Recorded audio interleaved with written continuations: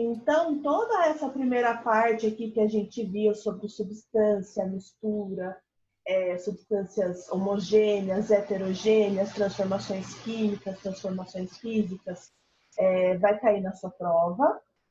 Hoje a gente vai corrigir os exercícios aqui, que eu vi que você me entregou. E também vai cair a parte que a gente vai falar hoje, que a gente vai relembrar um pouco sobre a estrutura atômica, tá bom? Então, esses são dois conteúdos que vão cair na sua prova na semana que vem.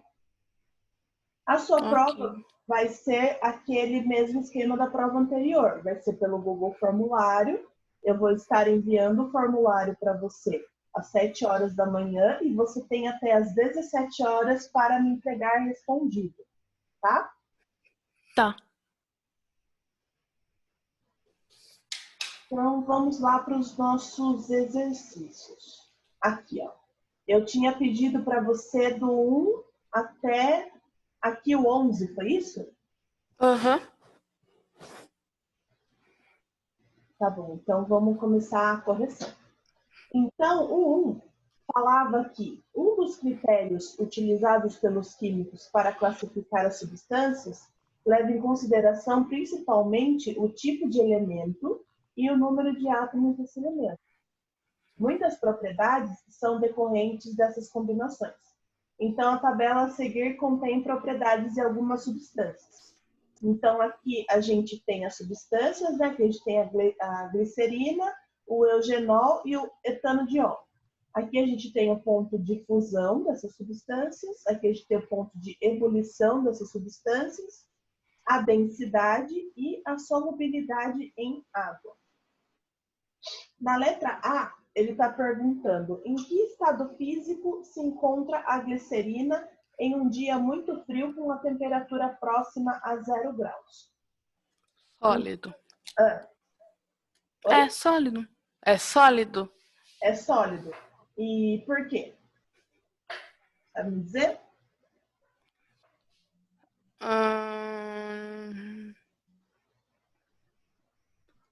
Não sei. Ó, vamos analisar aqui ó, o ponto de fusão. O ponto de fusão da glicerina é 20 graus. Ou seja, a 20 graus ele já está se fundindo. Ele já está num estado sólido a 20 graus. Então, a uma temperatura menor do que 20 graus, ele vai permanecer sólido, tá? E a letra B fala que uma mistura de eugenol e glicerina podem ser separadas por adição de água? Justifique. Elas podem ser separadas pelo seguinte: a gente vai ver aqui ó, a solubilidade em água. A glicerina ela é muito solúvel em água. Já o eugenol ele é insolúvel em água. Então, a glicerina vai acabar se misturando com a água e a gente consegue, assim, separá-la do eugenol. Tá? Tudo bem até aí?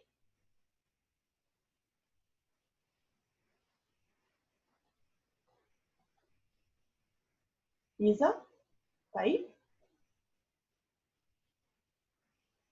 Tô aqui, eu apertei o negócio aqui. Ah, tá.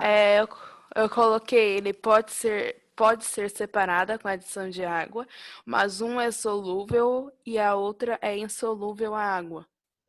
Então, na verdade, a gente consegue separar exatamente por essa propriedade. Por quê? Porque a glicerina é solúvel e o eugenol ele é insolúvel. Então, a glicerina vai acabar o quê? Se diluindo junto com a água, separando assim o eugenol que não se mistura com a água, que é insolúvel, tá? Uhum. O gráfico ao lado representa a variação de temperatura observada ao se aquecer uma substância a cerca de 80 minutos. Então, aqui a gente tem um gráfico da temperatura em função do tempo. Daí, na letra A, ele está perguntando aqui, ó, a faixa de temperatura em que a substância A permanece sólida. Então, aqui, ó, a gente começa aqui do 0 e vai até o 20 aqui. Daí a temperatura é do 10 até o 20. Então, aqui, ó, do 10 até o 20 é a temperatura que ele vai permanecer sólido.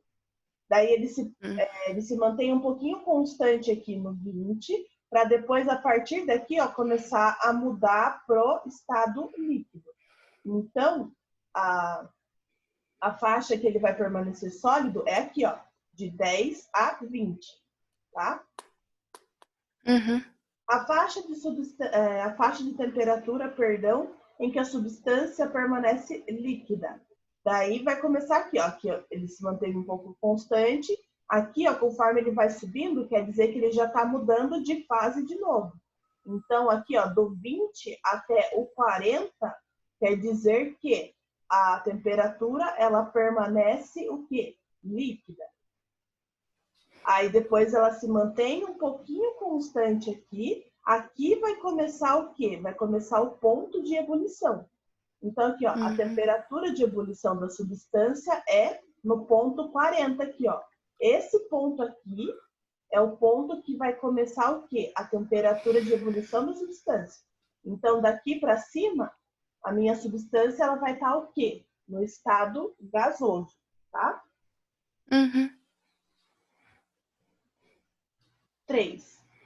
Faça a correspondência entre o estado físico e suas características. Aqui, para a gente ver aquele modelo de partículas também que a gente discutiu na aula passada. Então, quando a gente tem uma substância num estado sólido, quer dizer que a gente tem o quê? As partículas muito próximas, que elas vibram com grande atração entre elas. Então, é aquele modelo mais compacto, e as moléculas, elas estão bem o quê? Estão bem unidas. Quando a gente fala do estado líquido, é quando as partículas estão um pouquinho afastadas, com atração entre elas e com um movimento moderado. E quando a gente fala do estado gasoso, é quando as partículas, elas estão muito dispersas, elas estão muito afastadas entre elas. Então, elas não conseguem se interagir. Aí elas acabam o quê? Ficando com um movimento aleatório e um movimento intenso. Por quê? Porque não tem uma forte interação entre as partículas no estado gasoso.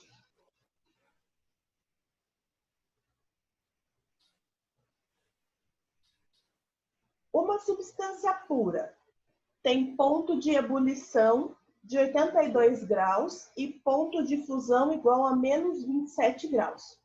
Então, qual que é o estado físico em que se encontra essa substância a uma temperatura de 38 graus? Então, aqui é só a gente fazer uma associação. Acima de 82 graus, vai estar o quê? Vai estar gasoso. E abaixo de menos 27, ele vai estar o quê? Ele vai estar sólido, que é o ponto de fusão. Então, o 38 está entre esses dois valores. Portanto, a gente consegue denominar aqui a 38 graus, essa substância ela vai estar no estado líquido, tá? 4. Uma mistura constituída de água, limalha de ferro, álcool e areia foi submetida a 3 processos de separação conforme o fluxograma. Identifique os processos 1, 2 e 3 e complete as caixas do fluxograma com os resultados desse processo. Então, aqui ele está falando que o processo 1 é a filtração, o processo 2 é a destilação fracionada e o processo 3 é a separação magnética. São métodos de separações de misturas heterogêneas que a gente viu também na nossa aula passada. Então, aqui a gente tem o quê? No começo do nosso fluxograma, a gente tem a água, a limalha de ferro, o álcool e a areia. Então, aqui, ó, a gente vai o quê? Separar, fazer o quê para começar a separar? A filtração. Se a gente filtrar, o que vai acontecer? A gente vai conseguir a água e o álcool de um lado, né? E a limalha de ferro e a areia vão ficar retidas no filtro. Então, ele podia fazer a decantação? A decantação, deixa eu ver. Porque ela ia separar, não ia? O sistema 1 do sistema 2. Olha, o que você falou faz sentido também, porém, não está aqui, né, não está aqui no exercício. Mas a limalha de ferro e areia, eu acredito que podia sim também ser separada por decantação. Boa observação a sua, realmente.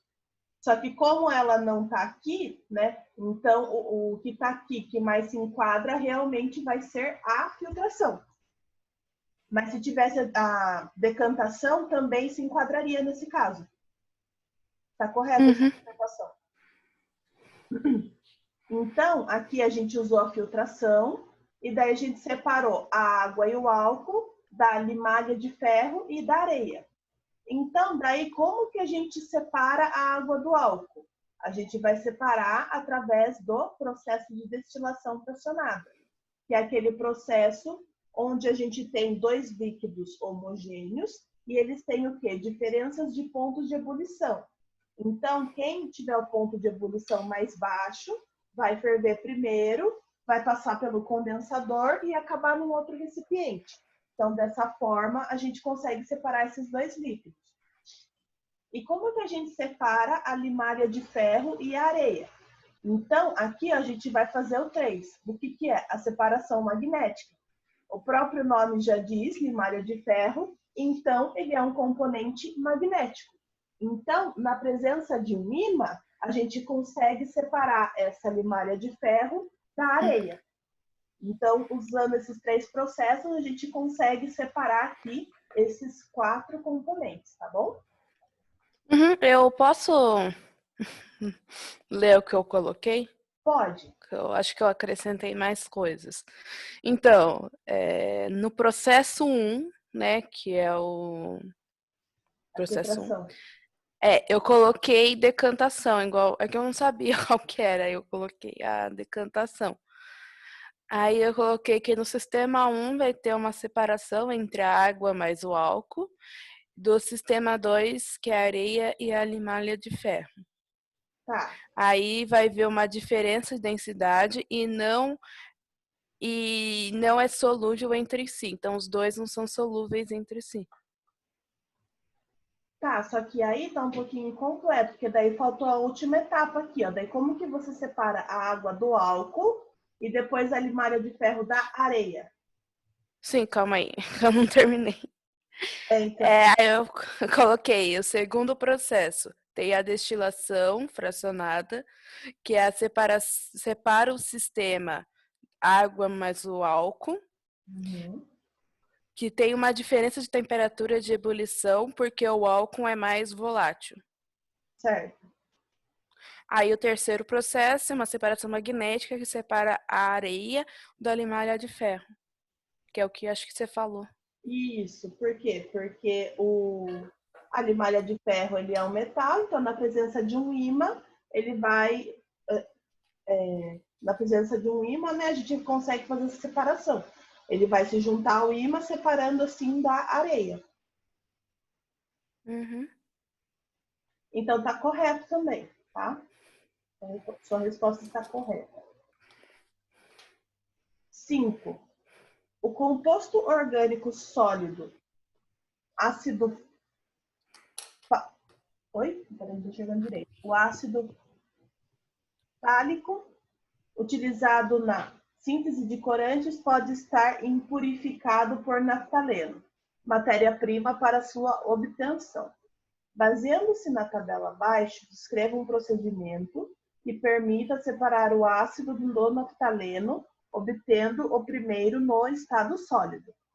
Então, aqui a gente tem o naftaleno, aqui a gente tem o ácido, água quente, água fria, água quente, álcool frio, álcool quente, éter frio, éter quente.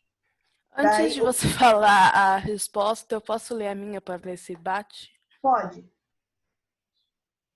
Então, eu coloquei que para acontecer a separação do naftaleno, precisa-se de um recipiente inerte e dissolver o ácido fitálico em água quente, pois o naftaleno é insolúvel e o ácido fitálico é solúvel. Com isso, uma boa separação. Isso, basicamente é isso. Ó. A gente deve colocar a água quente na mistura dos sólidos para separar o naftaleno. Porque como você disse... O que seria esse recipiente inerte? Então, o recipiente inerte, ele quer dizer um recipiente que... Como que eu posso explicar para você?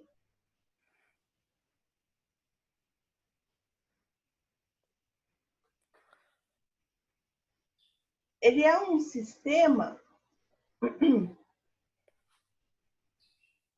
Peraí.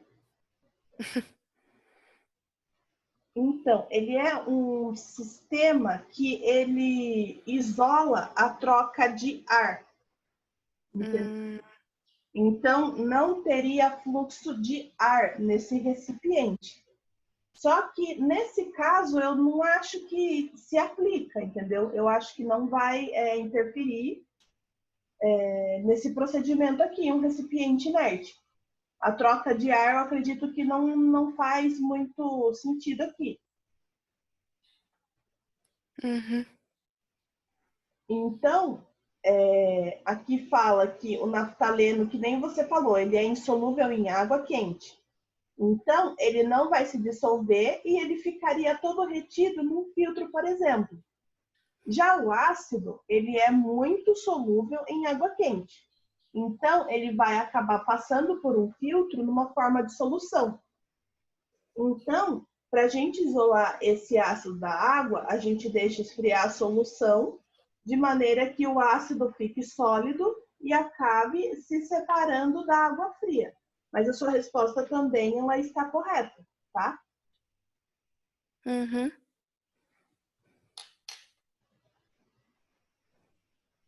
Tem-se as seguintes misturas: areia e água, álcool e água, água e pouco sal de cozinha. Cada uma dessas misturas foi submetida a uma filtração em um funil de papel e, em seguida, o líquido resultante filtrado foi aquecido até a sua total evaporação. Pergunta-se: qual mistura deixou um resíduo sólido no papel após a filtração? E qual era esse resíduo?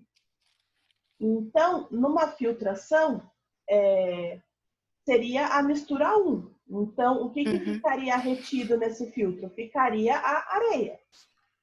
Tá? É uma mistura altamente heterogênea, então, portanto, ficaria retida a areia. Letra B. Em qual caso apareceu um resíduo sólido após a evaporação do líquido? E o que seria esse resíduo? O caso 2. Não, é o caso 3. Água e sal. Ah, é?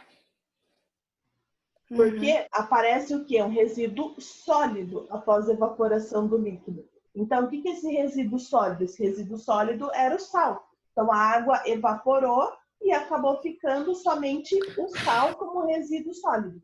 Então, no caso aqui é o 3, tá? Não é o 2. No caso de água e álcool, acontece que o álcool acabaria evaporando primeiro, deixando a água, só que a água não é um resíduo sólido, como está falando, como está pedindo o exercício aqui. Uhum. Observe o sistema abaixo, representado, e determine o estado físico do ácido acético e do bromo, respectivamente. Então, aqui a gente tem uma tabelinha, né, com a temperatura de fusão e ebulição de cada um.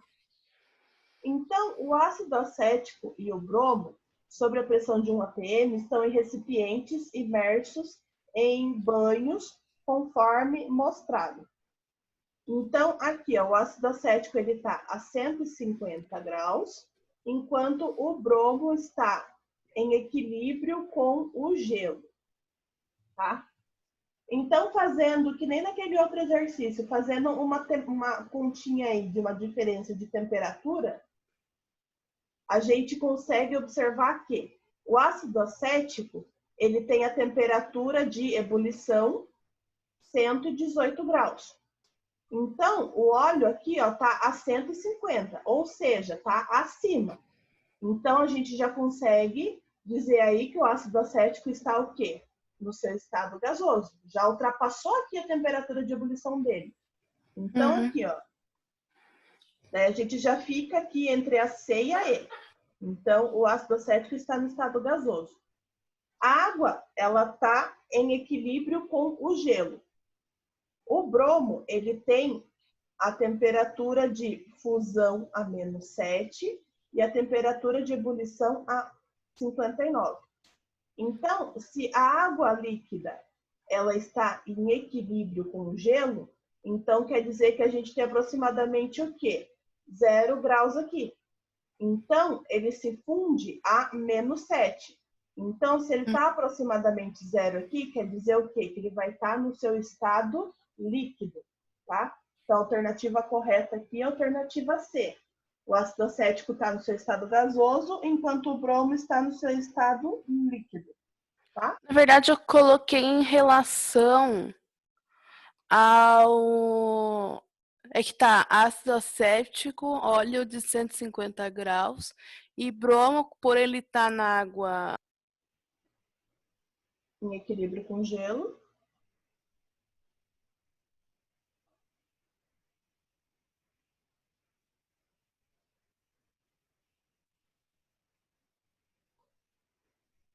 Isa.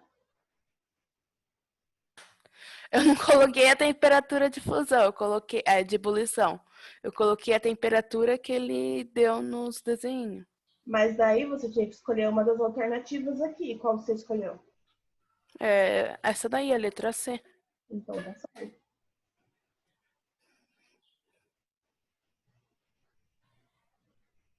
Vamos lá, então.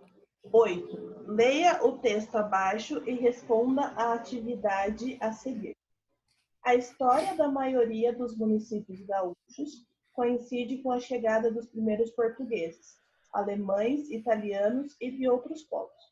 No entanto, por meio dos vestígios materiais encontrados nas pesquisas arqueológicas, sabemos que outros povos, anteriores aos citados, protagonizaram nossa história. Então, aqui fala, os primeiros habitantes cozinhavam seus alimentos sobre pedras aquecidas, dentro de recipientes de couro, cheios de água ou envolvidos em folhas vegetais cobertas por terra. Classifique em físicos e químicos os fenômenos a seguir. Daí, aqui a gente tem cozinhar alimentos, evaporar água e queimar madeira. Então, aqui fala, cozinhar alimentos, ele é um fenômeno físico ou ele é um fenômeno químico? Químico. Por quê? Químico não, é um fenômeno. Tá, mas ele é um fenômeno físico ou um fenômeno químico?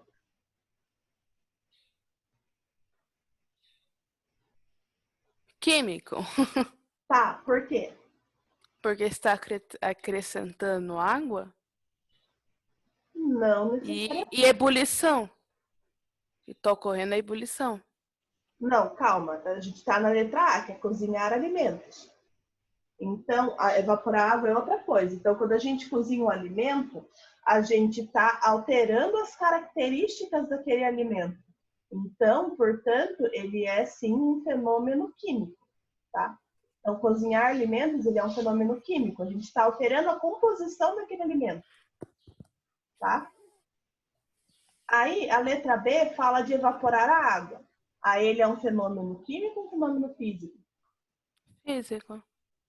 Por quê? Porque está transformando a água que era líquida em vapor.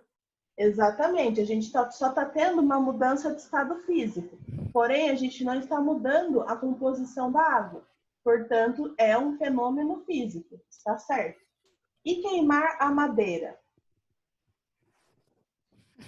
Na verdade, essa eu tinha colocado que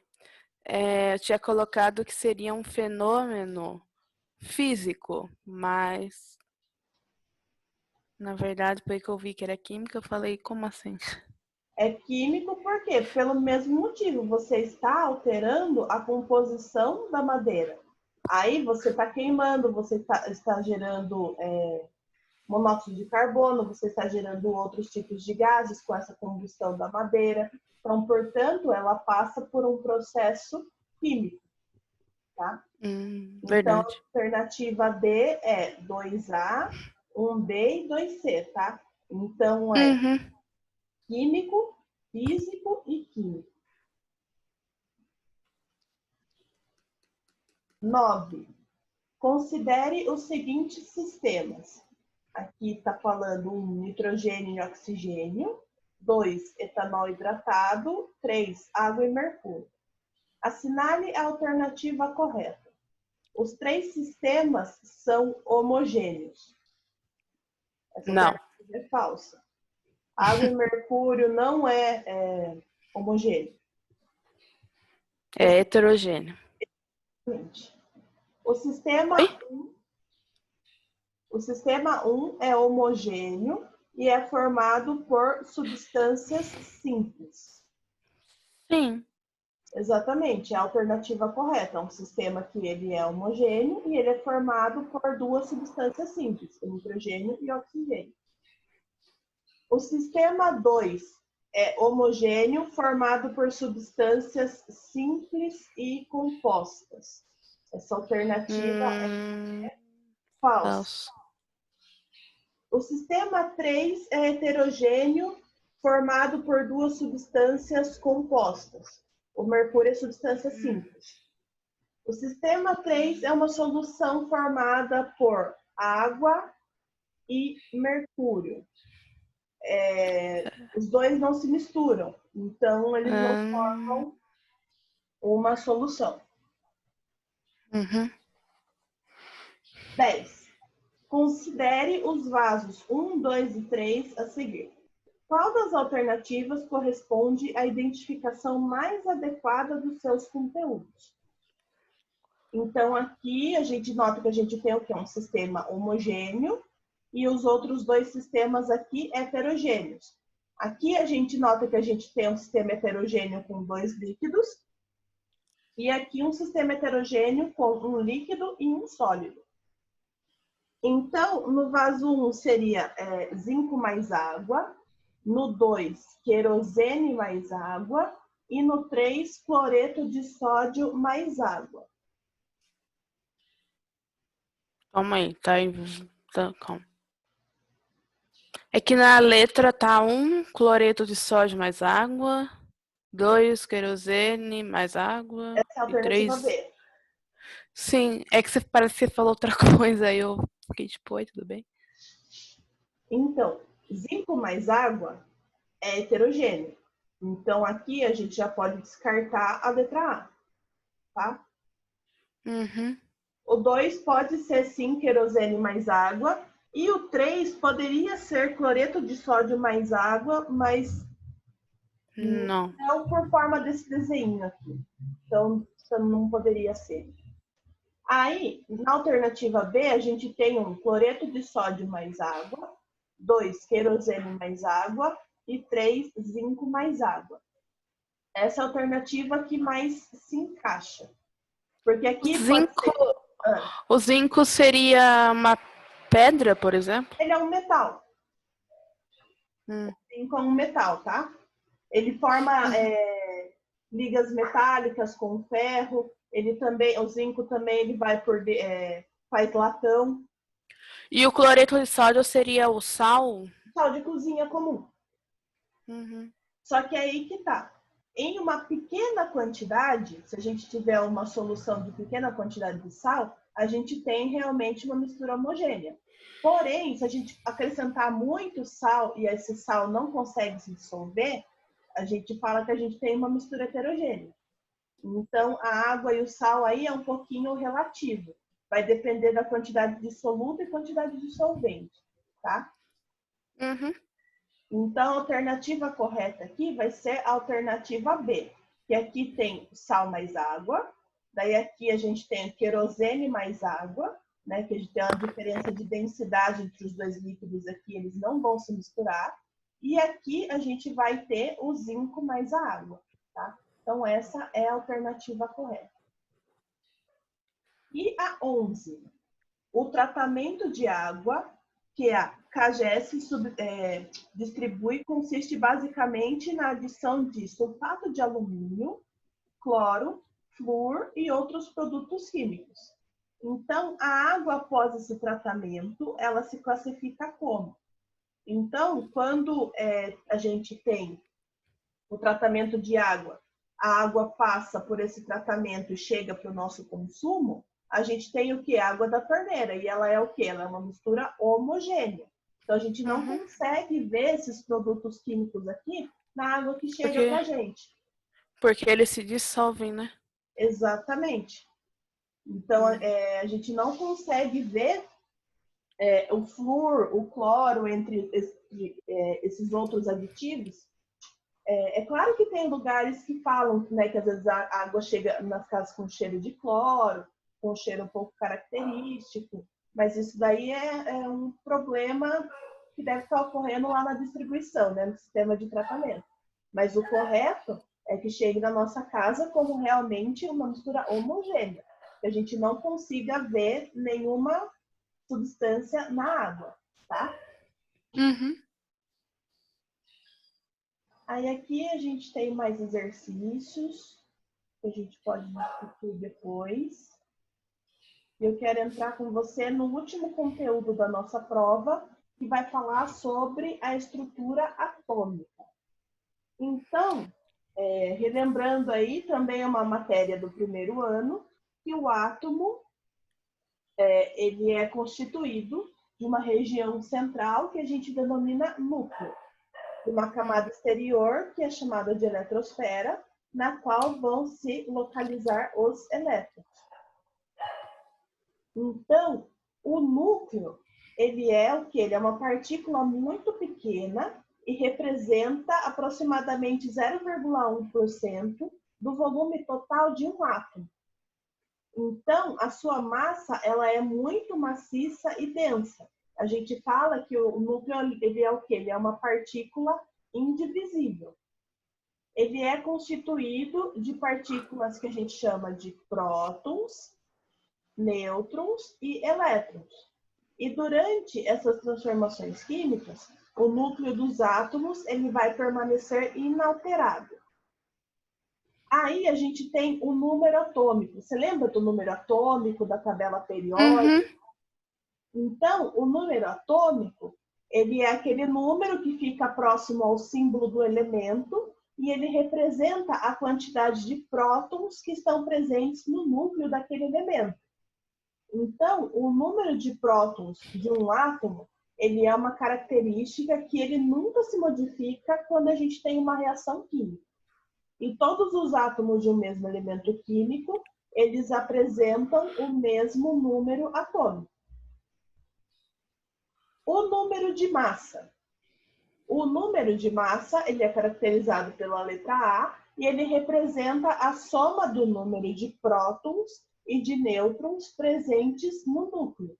Então, o número de massa, ele pode ser expresso matematicamente por Z mais N, que é o número de prótons mais o número de nêutrons.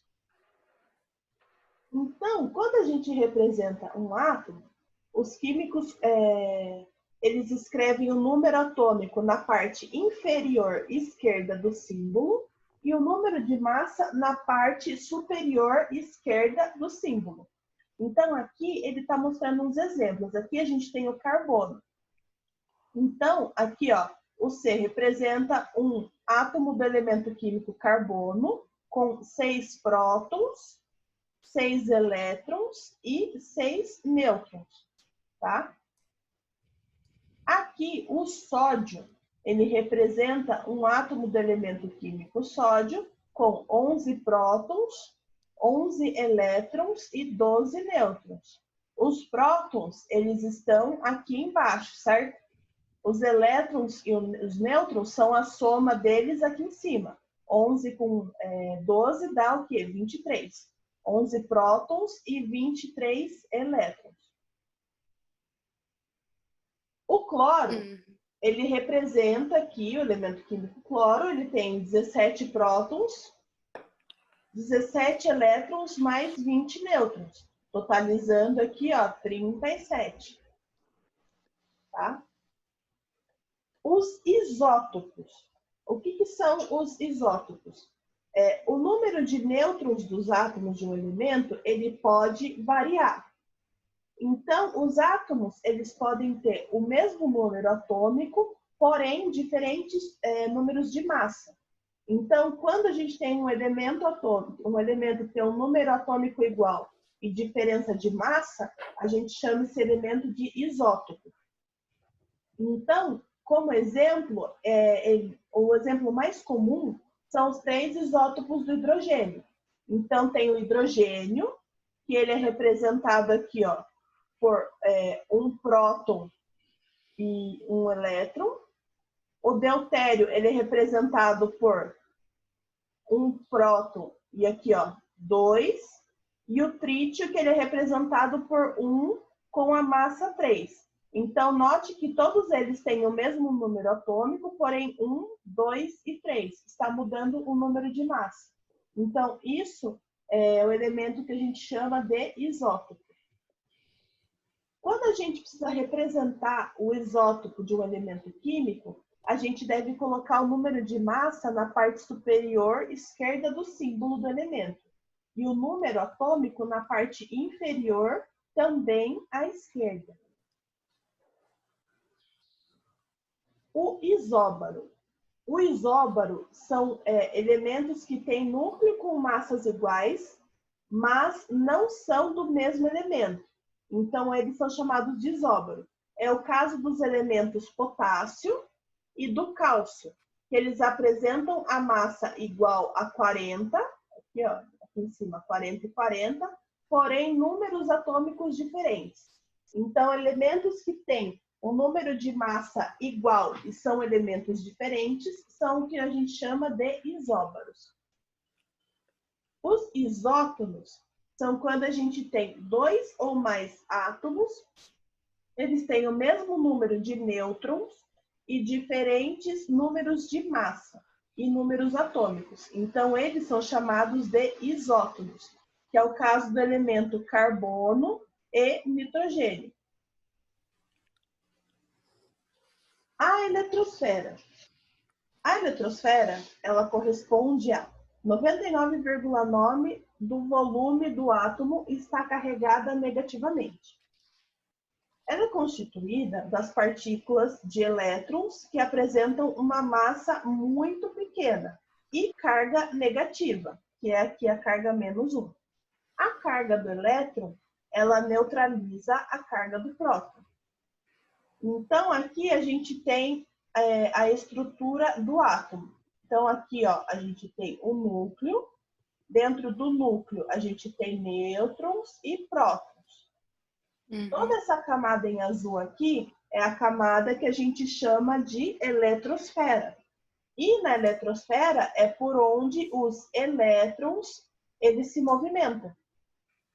Então, os elétrons eles são livres para se movimentar durante toda essa eletrosfera, enquanto a gente tem um núcleo aqui compactado com nêutrons e prótons. Aqui são as camadas de energia.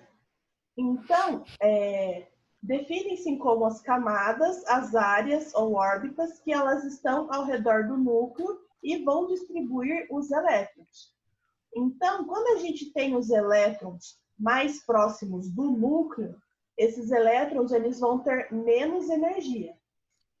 Quanto mais afastado o elétron estiver do núcleo, mais energético esse elétron ele vai estar. Aí a gente tem a distribuição eletrônica, que acho que você também deve lembrar do primeiro ano. A distribuição eletrônica, ela descreve o arranjo dos elétrons ao redor do núcleo. São 7 camadas ou 7 níveis de energia de eletrosfera de um átomo. E essas camadas, elas são representadas por letras ou números e para cada uma há uma quantidade máxima de elétrons que consegue existir para que não haja repulsão entre eles. Então, aqui a gente tem a camada K, L, M, N, O, P, Q. Lembra disso? Sim. Você lembra mais ou menos? Ah, eu lembro. Então, aqui, ó, na camada K, a gente só pode colocar no máximo 2 elétrons. Na camada L, ele só comporta no máximo 8 elétrons. Na camada M, no máximo 18 elétrons. E assim sucessivamente. Cada camada, ela comporta um certo número de elétrons para que não haja repulsão entre eles, tá?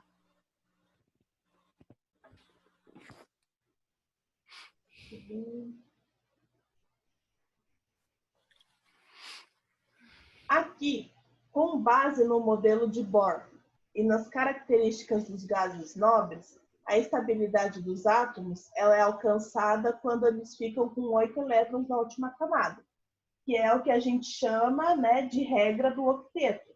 Eles precisam de 8 elétrons na última camada para ficar estáveis, semelhante aos gases nobres, porque os gases nobres são os elementos mais estáveis que a gente tem na tabela periódica.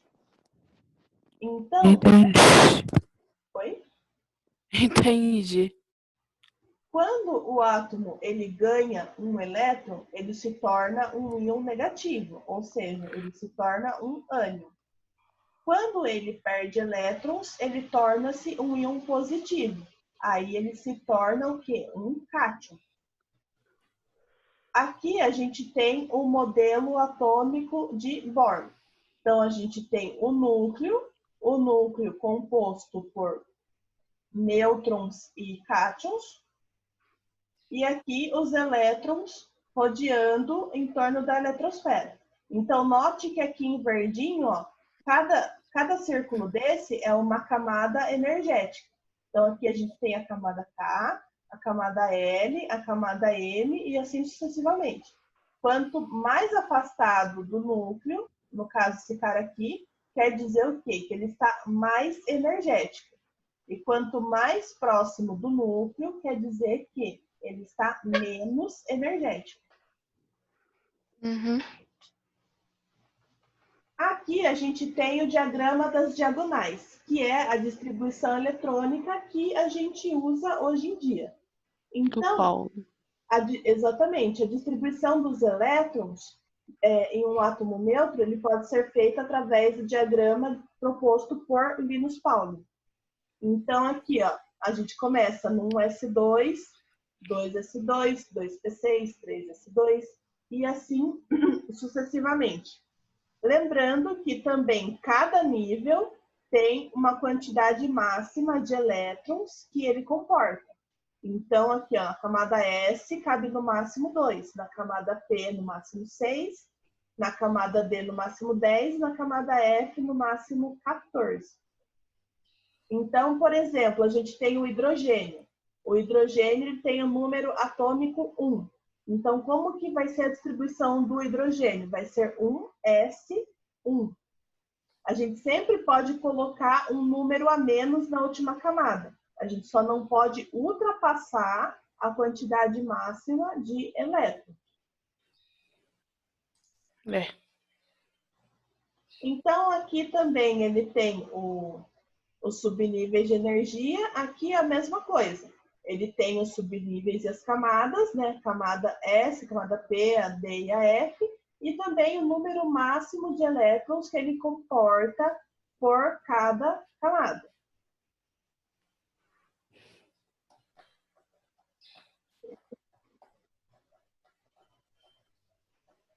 Aqui a gente tem a evolução dos modelos atômicos. Então, o que a gente usa a partir de hoje é mais a teoria atômica de Dalton. Então, a matéria ela é formada por pequenas partículas esferas maciças e indivisíveis, denominadas átomos. Os átomos de um mesmo elemento químico, eles vão ter massa e tamanhos iguais. Já de elementos químicos diferentes, eles vão ter massas e comportamentos químicos diferentes. Os átomos, eles podem se unir, formando agregados atômicos.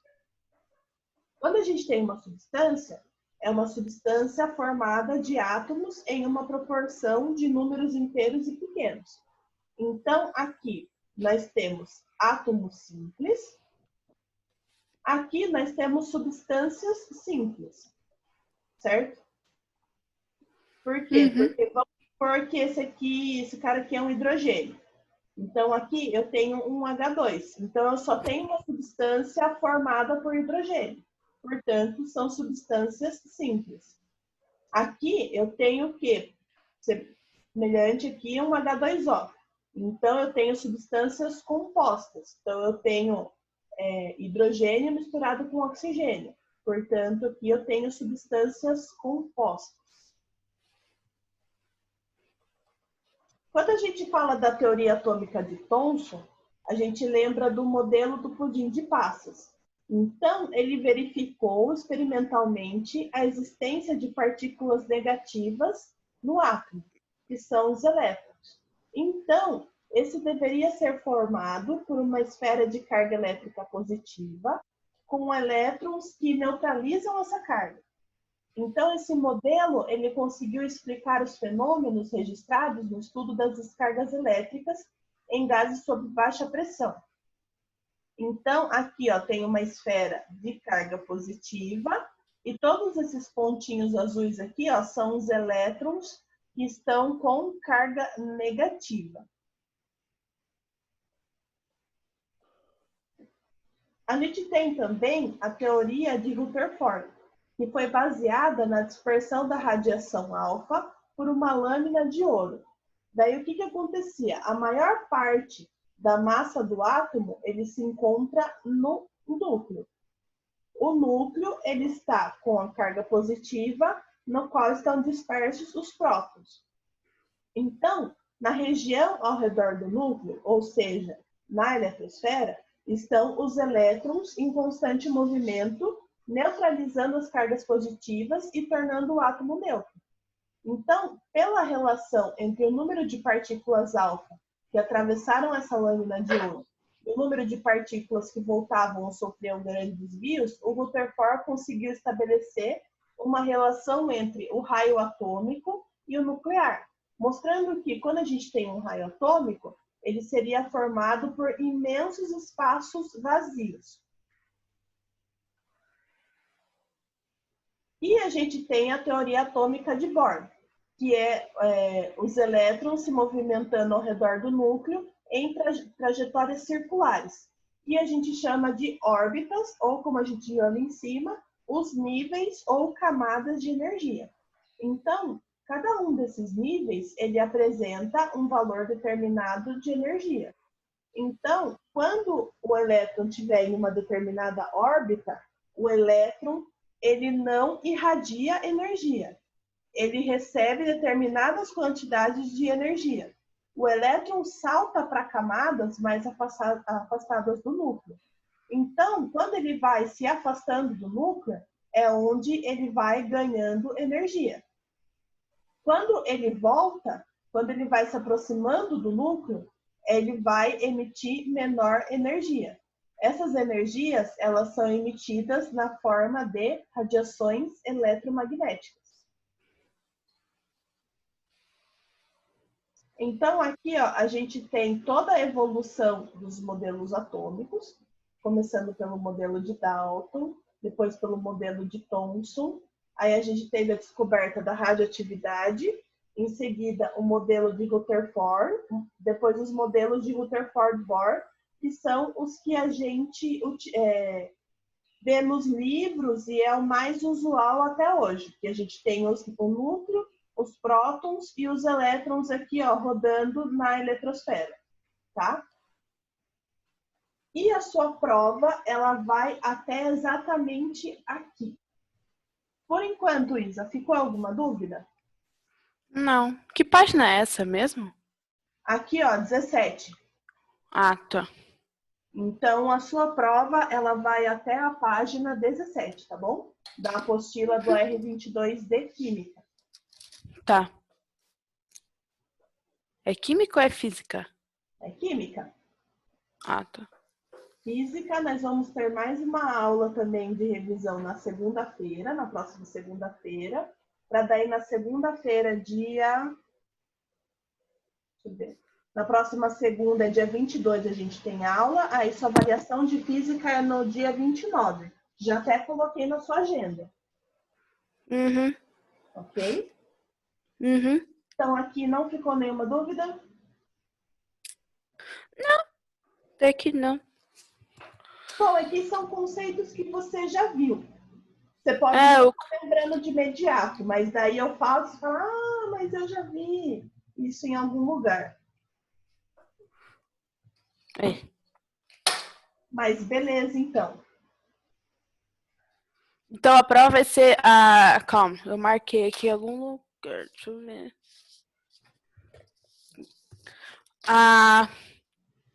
A prova de física vai ser dia 29 Isso, e a de química dia 24. exatamente. Ok, então. Ok, então, Uhum. aí